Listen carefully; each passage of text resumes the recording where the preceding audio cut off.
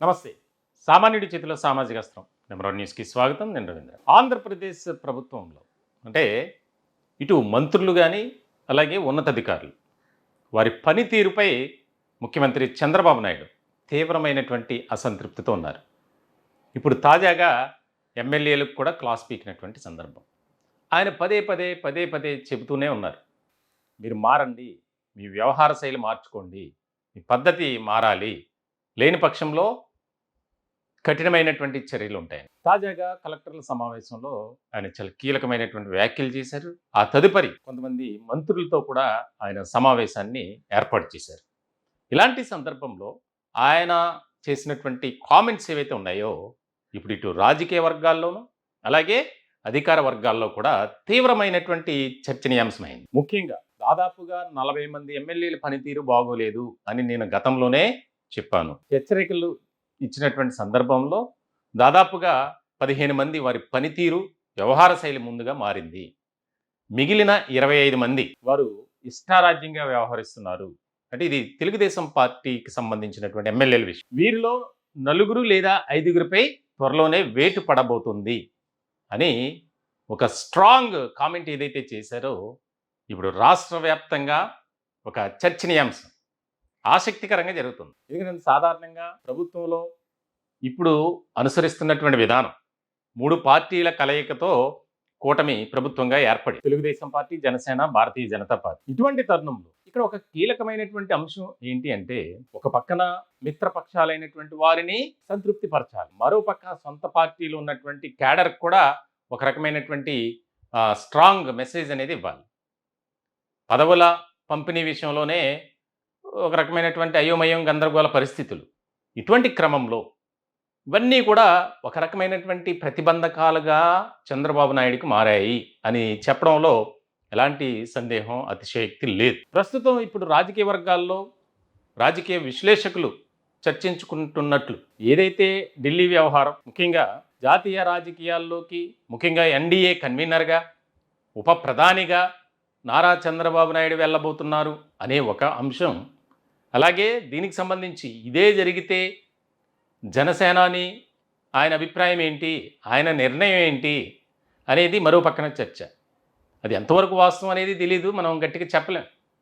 కానీ అటువంటిది జరగకుండానే ఉంటుంది. ఎందుకనంటే ఇప్పుడున్నటువంటి పరిస్థితులు సమీకరణాల నేపథ్యంలో అటువంటి నిర్ణయం తీసుకుంటే ఇంకా చక్కగా వైఎస్ఆర్సీపీలో ఒక రకమైనటువంటి జోష్ వారి చేతులకి అధికారాన్ని అప్పగించినట్లు అవుతుంది ఇప్పుడున్నటువంటి పరిస్థితుల్లో. ఎందుకనంటే ఎలా అయినా సరే ఒక రకమైనటువంటి గ్యాప్ అనేది ఎక్కువైపోతూ వస్తుంది. సో ఇటువంటి తరుణంలో ఇటు అధికారులు అలాగే సొంత పార్టీ నేతలు, మంత్రులు ఈ 3 అంశాలకు సంబంధించి తీవ్రమైనటువంటి అసంతృప్తి, నిరాశతో ఉన్నారు చంద్రబాబు నాయుడు అనేది స్పష్టమైంది. కలెక్టర్లకు కూడా ర్యాంకింగ్ ఇచ్చి మీరు ఏసీ రూముల్లో కూర్చుంటే సరిపోదు, క్షేత్రస్థాయిలో కూటమి అమలు చేస్తున్నటువంటి ప్రతి పథకం వెనుక ఫీడ్బ్యాక్ తీసుకోవాలి. జరుగుతున్నటువంటి అభివృద్ధి కార్యక్రమాలకు సంబంధించి రిపోర్ట్ తయారు చేయాలి. మీరేదో ఆదేశాలు జారీ చేసి ఉన్నతాధికారిగా ఒక ఐఏఎస్ అధికారిగా ఉండటం కాదు.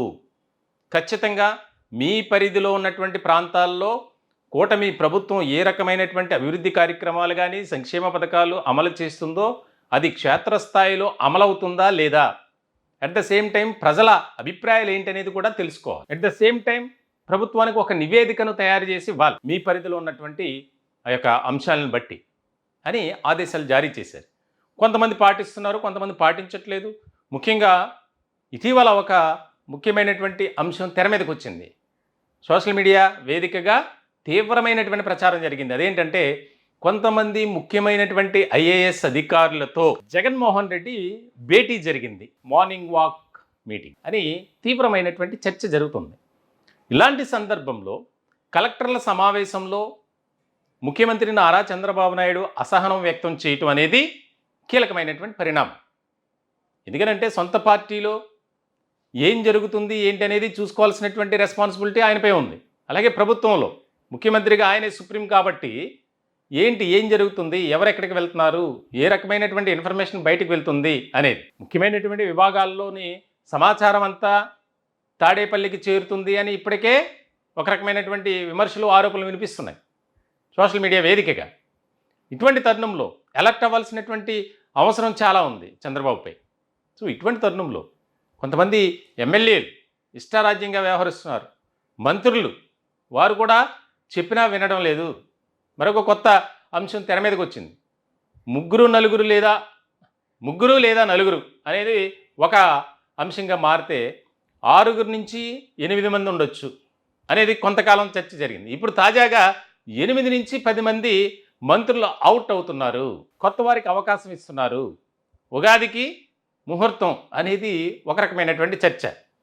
ఇటువంటి తరుణంలో అన్ని అంశాలను కూడా ప్రాతిపదికన తీసుకొని సమీకరణాల నేపథ్యంలో అన్నిటినీ కూడా ఆయన స్టడీ చేయాలి సమగ్రంగా. సాధారణంగా నారా చంద్రబాబు నాయుడు ఆయన దగ్గర ఉన్నటువంటి ఒక లక్షణం ఏంటంటే నిర్ణయం తీసుకునేటువంటి, అంటే చివరి క్షణం వరకు ఆయన ఎలాంటి నిర్ణయం తీసుకుంటారో తెలియదు. అప్పటికప్పుడు చేంజ్ అవుతూ ఉంటుంది.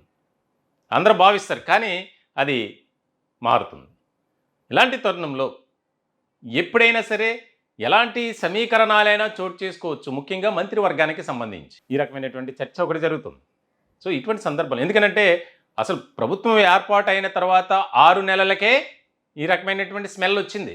ఒకరిద్దరు మంత్రుల వ్యవహార శైలి కానీ, వారి పక్కన ఉన్నటువంటి కోటరీ వ్యవస్థ అంతా కూడా అనవసరమైనటువంటి వివాదాల్లోనూ అన్నిటిలో కూడా ఇన్వాల్వ్ అయ్యి ప్రభుత్వానికి చెడ్డ పేరు తీసుకొస్తున్నారు అని ఒక ఆలోచన. అలా చేసుంటే కూటమికే బ్యాడ్ టైం. ఎందుకంటే ప్రభుత్వం ఏర్పాటై 6 నెలల్లో సంవత్సరంలోపే ఇలాంటి నిర్ణయం తీసుకోవడం ఏంటని. కాబట్టి ఇప్పుడు 2 ఇయర్స్ కంప్లీట్ అవుతుంది. దగ్గరగా జూన్ వస్తే 2 ఇయర్స్ కూటమి ప్రభుత్వం ఏర్పడి 2 ఏళ్ళు పూర్తవుతుంది. మరి ఇటువంటి తరుణంలో 2 ఏళ్ల తర్వాత ప్రక్షాళన చేశారంటే అందరికీ కూడా ఆమోదయోగ్యమే. సో ఇటువంటి క్రమంలో అందుకే పదే చెబుతూ వస్తున్నారు చంద్రబాబు నాయుడు కూడా, మీ పనితీరు మార్చుకోండి, మీ ఆలోచన విధానం మారాలి, క్షేత్రస్థాయిలో ప్రజల్లోకి వెళ్ళండి, మీ చుట్టూ ఉన్నటువంటి ఎవరైతే అవినీతి ఆరోపణలు ఉన్నారో వారిని పక్కన పెట్టండి అని. కొంతమంది మారారు, కొంతమంది మారలేదు. ఇలాంటి సిచ్యువేషన్లో ఇదొక ముఖ్యమైనటువంటి పరిణామంగా మారింది. ఒక పక్కన సొంత పార్టీ, అలాగే మంత్రులు, మరోపక్క ఉన్నతాధికారులు, ఐఏఎస్ లాంటి అత్యున్నత స్థాయిలో పనిచేస్తున్నటువంటి అధికారులు కూడా గత ప్రభుత్వంలో ఉన్నటువంటి పెద్దలకు తొత్తులుగా మారారు. ముఖ్యమైనటువంటి సమాచారాన్ని అంతా చేరవేస్తున్నారు. జీఏడీలో ఎలాంటి నిర్ణయాలు తీసుకుంటున్నారో అన్నీ కూడా వెళ్తున్నాయి. ఇలాంటి సందర్భంలోనే కొంతమంది ఐఏఎస్లు ఆయనతో భేటీ అయ్యారు అనేది కూడా ఒక రకమైనటువంటి కలవరాన్ని కలిగించేటువంటి అంశం. జరిగిందా జరగలేదా అనేది పక్కన పెడితే మొత్తానికైతే ఒక న్యూస్ అనేది బయటకు వచ్చింది కాబట్టి ఎలక్ట్ అవ్వాల్సినటువంటి రెస్పాన్సిబిలిటీ పెద్దగా ఆయనపై ఉంది. మొత్తానికైతే రాబోయే రోజుల్లో ఆంధ్రప్రదేశ్ రాష్ట్ర రాజకీయాలు ఏ రకమైనటువంటి పరిణామాలు చోటు చేసుకుంటాయి అనేది చాలా కీలకంగా మారినటువంటి అంశంగానే మనం చూడాలి. ఒక పక్కన మిత్రపక్షాలైనటువంటి జనసేన, భారతీయ జనతా పార్టీ, ఈ 2 పార్టీల నాయకులను సంతృప్తిపరచాలి. సొంత పార్టీలో వస్తున్నటువంటి అసమ్మతి ఒకరికొకరికి పడట్ల కొన్ని నియోజకవర్గాలు. ఇలాంటి తరుణంలో ఏదైనా జరగవచ్చు. ఆయన తీసుకునే నిర్ణయాలు చాలా స్ట్రాంగ్గా ఉంటాయి. ఎందుకంటే దాదాపుగా 1 ఇయర్ నుంచి ఆయన పదే చెప్తూనే ఉన్నారు, మీ వ్యవహార శైలి మార్చుకోండి, మీ ప్రవర్తన విధానం మారాలి. ఇటు మంత్రులకు చెప్తున్నారు, ఎమ్మెల్యేలకు చెప్తున్నారు.